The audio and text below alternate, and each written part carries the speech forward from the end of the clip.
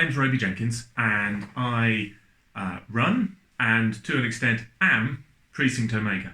I hope you're watching this video because you're interested in or thinking of backing the Precinct Omega Patreon campaign. So I wanted to take a few minutes to talk about why you might want to consider it and what you're going to get out of it as a patron and what I'm going to get out of it as a creator. So the first thing I wanted to look at was, why would you bother backing a Patreon campaign at all?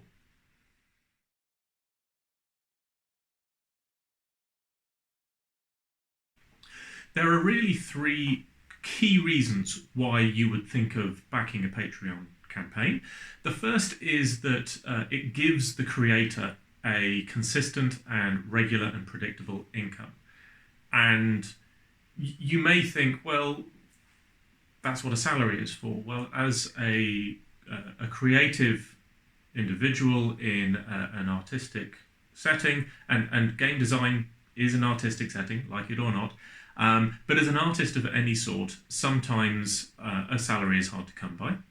And for all that, the work of a creator is not well suited to the salaried employment environment. And sometimes when you're creative, what you tend to be is you'd be in a feast and famine situation that, you know, when you've sold a big commission, you're looking good. The moment that things dry up, not so good. In my case, as a writer, as a designer of rules, when I'm releasing a new game, it looks great. I'm making sales, I've got income. But there's always a fallow period between one game being released and another one being ready for release when I'm developing and working. As a sole individual, I have to do all of my marketing, I have to do all of the promotion, all the development of existing rules at the same time as developing new rules, and sustaining that regular, consistent income is very difficult. Patreon gives any creator that predictable foundation of an income, which is absolutely crucial to our being able to make it really from one month to another. So that's one reason. Now that's obviously an advantage to us. For the supporters, the main thing that you get out of backing a Patreon campaign really is direct contact with the creator. And big Patreons, small Patreons, I know that the Patreon creators just have such enormous appreciation and affection and respect for all of their patrons. And I can't speak for every creator, but I can certainly speak for myself. I consider being a patron of my campaign to be essentially giving yourself a direct line to my immediate attention. If you've got a question you want to ask, if you've got an idea you want to share, if you've got some criticism or some feedback you want to give me, do you know what? My patrons have my first attention, and I take their opinions and their suggestions and their recommendations very seriously because they're investing in me. They deserve to have me invest back in them. So that's important. The other part of that direct contact that Patreon creators get out of the relationship with their patrons is that consistent sense of encouragement. Every new patron, every monthly payout, every like, every comment, every contact with a patron is a shot in the arm. It really is. It's like having an adrenaline shot to your motivation and to your creativity, to know that there are people out there who believe in you enough that they are prepared to back you with even just a small amount of money. Whether it's $2, $3, $5 a month, if it's just for 1 month, if it's for 3 months, if it's from now until the end of days, every single gesture is so deeply appreciated. And I'm talking obviously from myself, but I know from talking to other Patreon creators that it's absolutely true of them as well. And the last thing, the third thing that you get out of being a Patreon patron is hopefully some exclusive rewards. Now, different Patreon campaigns are better or worse at this, I know. I certainly feel a really strong obligation to my patrons, and several of them have said to me, look, Robbie, we don't care if we get anything back. We just believe in what you're doing. We want to help you do it, which, I mean, that is right to the heart of me. But regardless, I am not prepared to simply accept the goodwill of my patrons. I believe very strongly that this is a commercial interaction. This is a financial relationship. You are giving something to me. Out of that, you very clearly deserve to get something of value back. And I will talk later about what the Precinct Omega campaign gives back. But exclusive rewards for your patrons is absolutely something that the Patreon creators who understand how Patreon works, how the relationship works, is something they're going to give. Now, I'm going to go on in a moment to talk about the Precinct Omega Patreon campaign, but I do want to say before I go on that obviously we are not the only Patreon campaign out there. Whether you want to back mine, which obviously I'll be thrilled about, or you want to go out and help some other creator that you feel passionately about, whether they're an artist or a webcomic writer or an author, or there are people out there just designing D&D maps, or painting pictures of characters, or writing short stories, or making YouTube videos. Loads of people making YouTube videos or podcasts or whatever it is. If there's someone that you really feel passionately about and they're running a Patreon campaign, I would absolutely encourage you to track down their Patreon and give them, even if it's just $1 a month, towards making sure that they can hit their targets and pay those bills and be the creator that they deserve to be. So that's Patreon. That's what you get out of it. I'll come back in a moment and talk about Precinct Omega.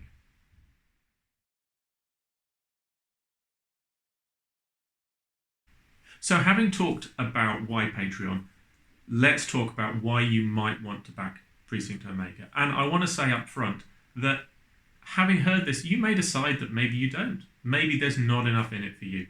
And if that's the case, that is completely fine. I appreciate you just listening to this video. I do hope that there is some other Patreon campaign out there that speaks to your heart, that you're prepared to support the creator behind. But this is about Precinct Omega. This is my company, and it is a company. Precinct Omega is a limited company of which I am the director and sole employee. And Precinct Omega is a company that is trying to bring a new way of thinking to the world of traditional tabletop game design. Now, I work at the moment in miniatures games. That is my primary focus right now. I have visions and ambitions over the horizon to expand that focus to other things. But right now, we're talking about miniatures games. We're talking about games that I'm writing. But the values that are at the heart of the Precinct Omega game really comes down to three things, and that is sustainability, accessibility, and representation. So sustainability, I love that there are companies out there creating new miniatures that we can collect and paint and enjoy on our tabletops. But it pains me to know that out there are people who have boxes and boxes full of miniatures that never see a tabletop. They were collected, they were loved, but now they're doing nothing but gathering dust, waiting maybe to be sold on if they're lucky, but ultimately their destiny is landfill. And I do not want that to be the case. For me, a miniatures game a sustainable miniatures game is one that will allow players to use the widest range of miniatures, to dust off old miniatures, to bring out old favourites that perhaps haven't seen the table for a long time, and get them some playtime. But it also feeds into design principles like the fact that I try to keep the number of counters that you need for a game as low as possible. And even when I do have counters, and I freely admit that some of my games are a little counter heavy, that I try and make sure that those are counters that you could reasonably be expected to have if you've played or collected other games.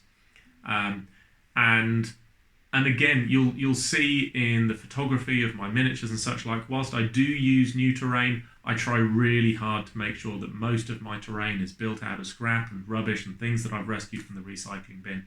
The sustainability of the economy is something that is very important to me intellectually, and I think it's very important to us all in the long run for our nations and for our species. And so, even though it's just me just writing games, sustainability really sits at the top of my priorities. The second I mentioned is accessibility. I want to make sure that my games are welcoming to everybody who is of a mind to play them. And I am open to the idea that the number of people who are interested in playing tabletop miniatures games, especially independent designed ones, is quite a small niche of a quite small niche. But that said, I don't want anybody to feel put off from playing a Precinct Omega game because of their gender, because of their sexuality, because of their race. And at the moment, although Precinct Omega games are written in English, I am long-term very keen to see these games translated into as many languages as I can get. I don't think enough miniatures games find themselves translated either from English into other languages or from other languages into English to gain a wider audience. Now that's way over the horizon again, but again, talking about accessibility, that's very close to my heart. And the last thing is something that you may or may not notice in games, but representation is something that I think is important. The language that we use, the pictures that we take, the art that we choose to make, all says something about us that we may not even be consciously aware of. And I am trying to make sure that my games are representative in the sense that if you see names, you will see names from a range of different cultures and languages. You will see a range of different genders, sexualities, and identities represented. You will see in the art that I commission a mix, again, of race and gender. Visible diversity in wargaming, I think, is hugely important. Just commercially, I believe that there is a huge untapped market because wargaming for so long has been pitched at the white middle-class male. And I think that there is potential within the concept of the miniatures game to be a much wider, more attractive concept. And that's why I'm trying to work on representation in my games. Having said that, I am, of course, and you'll be thinking, I am immediately aware that I am a white middle-class male. So, I am the poster child for privilege. The point is, I am trying to use my unearned privilege to reach out to people who haven't been given the advantages and the lottery of life that I was lucky enough to be born with. So that's new thinking. First thing, my values, and if you don't agree with my values, I respect that. If you don't want to touch Precinct Omega because you know where my values are coming from, I'm sorry that is the case, but hey, thanks for coming. Thanks for getting this far. But if you're on board with this, the other thing that you're going to get out of Patreon, being a Patreon backer, is to see more relevant content. Whilst I am a game designer and I'm going to write games or whatever happens, having Patreon income means that I can widen my horizons beyond just beavering away every day on game design. It means that I can afford to do reviews of relevant products in the market. I can do tutorials for painting or scrap building or all of the things that I'm modestly accomplished at. I like to say that I'm not a high-end painter or modeler at the level that some people in this industry are. I'm not Angel Giraldez or anything like that. I like to say that my style is achievably aspirational. So I have won awards. I don't know if you can see them from here. No, but I have won awards for painting. I have won painting competitions. I do make fairly good-looking terrain. But I like to believe that everything I do is within the reach of the vast majority of hobby painters. It's not time-consuming. It's not complicated. It doesn't require complex machinery or expensive equipment. What I do is achievable. And I would love to explain more about how I do that, and Patreon funds allow me to do that. Patrons will often get preview access to that. They may get a say in what I make next. Generally speaking, though, that additional material is going to be for general availability. It's not Patreon exclusive. For you guys, if you back the Patreon, that stuff is something that you might have a say in, but it's not exclusively for you. You're enabling me to give that out to the community more broadly. The one thing that you guys do get as patrons is exclusive early access beta material from any of my games that I am working on. So at the moment, I have one game that is categorically mine, which is Zero Dark, which is out there and published, and I am working on the first supplement of that. If you want to get insights to what's going to be in that supplement, what additional rules, what new scenarios, missions, fiction is going to be in the new book, you need to be a patron to find out. Similarly, when I have ideas for new rules, for experimental rules, they go up to the patrons first. They get to test them, feedback, give me their thoughts, let me know what needs to change, what could be better, what doesn't work. So, for example, if you wanted to include rules for motorcycles in Zero Dark, you need to be a patron. If you want to include rules for autonomous sentry guns on the enemy side, you need to be a patron. And I have more exclusive beta rules if you're not a patron yet, or if you are a patron, I've got some more exclusive rules coming down the line for you that you guys are going to enjoy. Similarly, if you want new missions, you need to be a patron. Usually, some stuff goes out to general public, but patrons get first dibs on all the coolest new stuff, basically. The last thing that I hope would be appealing to you to be a patron of Precinct Omega is that whilst Precinct Omega is my company, I own it, I work for it, I am its only employee, my patrons are very much an integral part of the Precinct Omega team.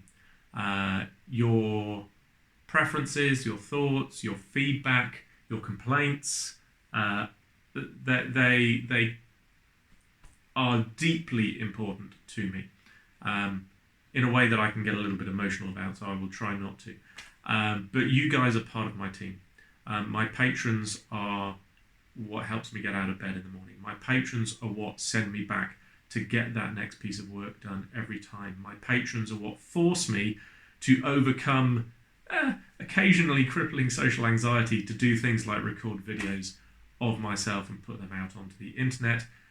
My patrons are what give me the confidence that when we are out of the current lockdown scenario, that I will hit the road and go to events and visit clubs and go to your friendly local gaming store to run demos and talk about Precinct Omega face-to-face with real live human beings, something which I personally find very difficult, but the support and backing of my patrons is what makes it possible for me to believe that it is worth my time doing that, and to believe that people want to hear anything that I've got to say. So the patrons are an absolutely integral part of Precinct Omega and how it works. If you would like to support Precinct Omega, if you would like to become a patron, and you're watching the YouTube version of this video, you should see a link right there to go and support the Patreon. And that gives me like 10 seconds to finish the video. So thank you very much for watching all the way through, and I will hopefully see you in future videos, and maybe even around the Patreon pages, because that would be great.